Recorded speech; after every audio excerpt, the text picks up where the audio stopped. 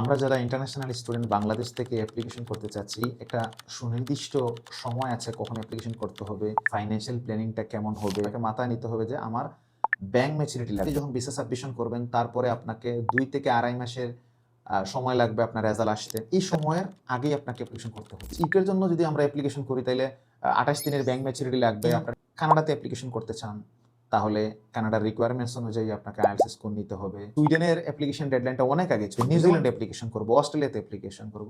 Same age 3 মাসের minimum maturity লাগবে। এই টাইম ফ্রেমের ব্যাপারে আমরা কিন্তু সচেতন থাকতে হবে। আসসালামু আলাইকুম, আশা করি সবাই ভালো আছেন। আজকে আমি কথা বলছি 12 জুলাই 2026 ইংরেজি। টাইম ফ্রেম দিয়ে শুরু করার কারণ হচ্ছে আজকে আমি অ্যাপ্লিকেশনের টাইম ফ্রেম নিয়ে কথা বলবো।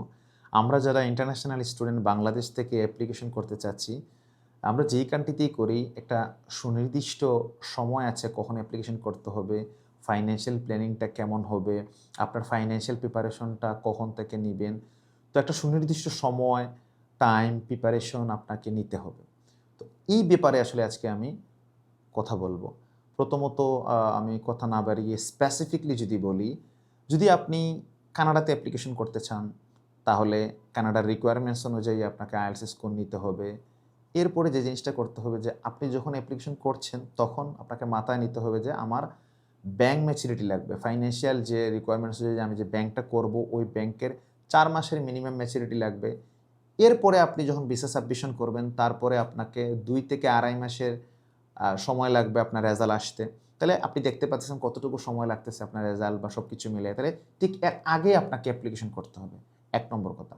2 নম্বরে আসেন, আমরা যদি চিন্তা করি যে নিউজিল্যান্ডে অ্যাপ্লিকেশন করব, অস্ট্রেলিয়াতে অ্যাপ্লিকেশন করব, সেম এজ 3 মাসের মিনিমাম ম্যাচুরিটি লাগবে।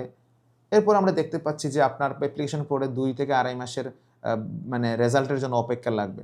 তো তার মানে কথা হচ্ছে যে এই সময়ের আগেই আপনাকে অ্যাপ্লিকেশন করতে হচ্ছে। এবার যদি আমরা চিন্তা করি যে ইউকের জন্য যদি আমরা অ্যাপ্লিকেশন করি তাইলে 28 দিনের ব্যাংক ম্যাচুরিটি লাগবে, আপনার ইন্টারভিউ প্রিপারেশন আছে, অ্যাডমিশনের ব্যাপার আছে। তাহলে আপনাকে সেই অনুযায়ী আপনাকে আগে থেকে অ্যাপ্লিকেশনে যাইতে হবে, আইএলটিএস স্কোর নিতে হবে, ফাইন্যান্সিয়াল প্রিপারেশন নিতে হবে। সো এটা একটা ব্যাপার। এবার আমরা যদি একটু কথা বলি ইউরোপের দিকে, আমরা মানে জানি সবাই যে সুইডেনের অ্যাপ্লিকেশন ডেডলাইনটা অনেক আগে চলে যায়। যেমন অগাস্টের 15 তারিখ কি জানুয়ারির ডেডলাইন চলে গেছে। এভাবে প্রত্যেকটা ভার্সিটির, প্রত্যেকটা কান্ট্রির একটা টাইম ফ্রেম আছে অ্যাপ্লিকেশনের। এই সময়ের মধ্যে আমাদেরকে অ্যাওয়ারনেস রেখে ঘাটাঘাটি করতে হবে, রিসার্চ করতে হবে। যদি মনে করেন যে এজেন্সির মাধ্যমে প্রসেসিং করবেন তাহলে এজেন্সির সাথে কনসাল্ট করতে হবে, প্রিপারেশন নিতে হবে। যারা আইএলটিএস এর ব্যাপারে নিজের ব্যাপারে সুনিশ্চিত আছেন ভালো স্কোর আসবে, তাহলে আপনাকে আগে থেকেই আসলে প্ল্যানিংয়ে যেতে হবে। এবং ফাইন্যান্সিয়াল প্ল্যানিং এর অনেক গুরুত্ব আছে আপনার ভিসার রেশিওর ক্ষেত্রে, শুধুমাত্র আইএলটিএস বা একাডেমিক রিকোয়ারমেন্টসে হচ্ছে না। তো এই জন্য আমরা যারা আসন্ন সময়ে জানুয়ারিতে অ্যাপ্লিকেশন করতে চাই বা যেই টাইমে অ্যাপ্লিকেশন করব, এই টাইম ফ্রেমের ব্যাপারে আমরা কিন্তু সচেতন থাকতে হবে।